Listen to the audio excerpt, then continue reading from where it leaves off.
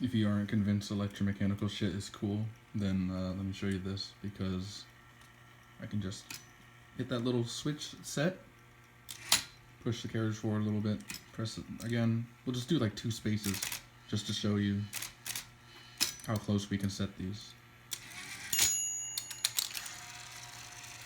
Now every time I press tab,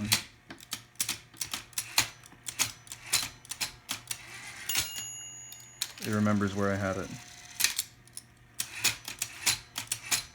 See, I'm holding it. See, that was the one we put that was really close together. Fucking awesome. If I want to say fuck you to all that, well, I also have to use my fucking toe. So we're just press clear on that. Hopefully it even actuates. Ow, damn it. There we go. Now I'll just switch hands. Think smarter, not harder.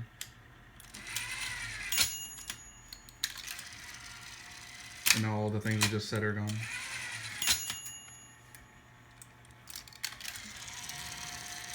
So there it all is, just powered by that main motor right here.